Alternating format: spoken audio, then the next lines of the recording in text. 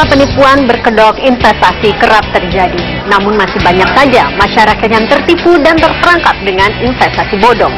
Mengapa demikian? Bagaimana kita dapat mengetahui bahwa investasi itu bohong belaka? Kita simak selengkapnya dalam Cerdas 5 Menit, Cerdas Finansial. Kasus penipuan investasi atau investasi bodong berulang kali terjadi, namun masih saja banyak orang yang terjebak dan merugi hingga ratusan juta rupiah, bahkan miliar.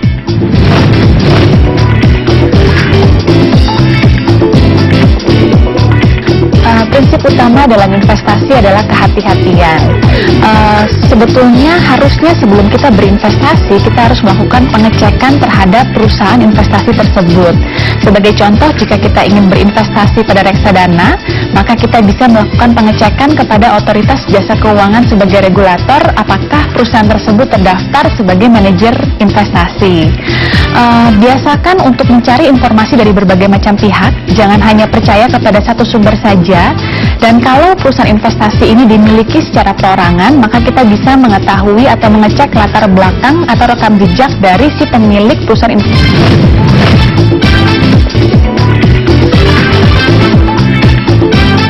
Umumnya investasi bodong menjanjikan imbal hasil yang sangat tinggi dan bahkan tidak masuk akal. Berdasarkan kejadian yang sudah terbukti bahwa perusahaan yang menawarkan produk dengan imbal hasil yang sangat tinggi ternyata bukan merupakan sarana investasi yang bagus untuk aman dan jangka panjang. Indikasi lainnya adalah kantornya berpindah-pindah atau tidak permanen.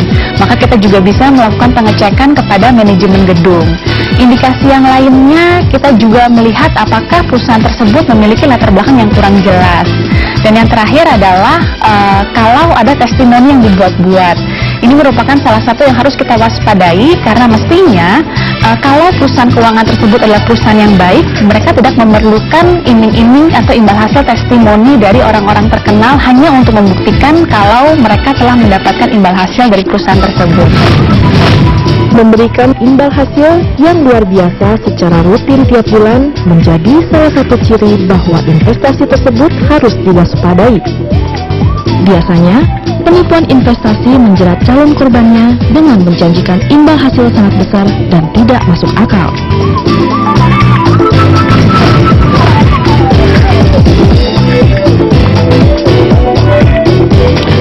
Hampir mas, saya hampir pernah terjebak investasi bodong. Kebetulan saya belum pernah sih terjebak sama investasi bodong. Belum pernah sih, sampai sekarang belum pernah saya.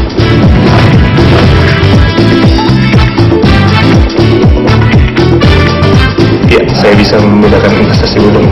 Kalau investasi bodong itu cenderung memberikan hasil yang signifikan. Kalau bedanya sih sebenarnya bisa ya. Jadi kalau misalnya yang bodong itu lebih menggiurkan, kemudian keuntungan itu cepat banget. Tapi kalau misalnya yang investasi yang memang benar, itu biasanya dia sistematis banget gitu kan. Jadi secara performance kita bisa tahu. Investasi bodong itu awalnya sih sulit membedakannya ya. Tapi sekarang sudah tahu saya. Biasanya dia mengejar-ngejar terus salesnya itu sampai saya merasa terganggu juga. Ingin mendapatkan imbal hasil yang besar merupakan hal yang wajar, namun Anda juga harus waspada dan realistis agar tidak terkena oleh janji manis investasi yang ternyata hanya bohong semata.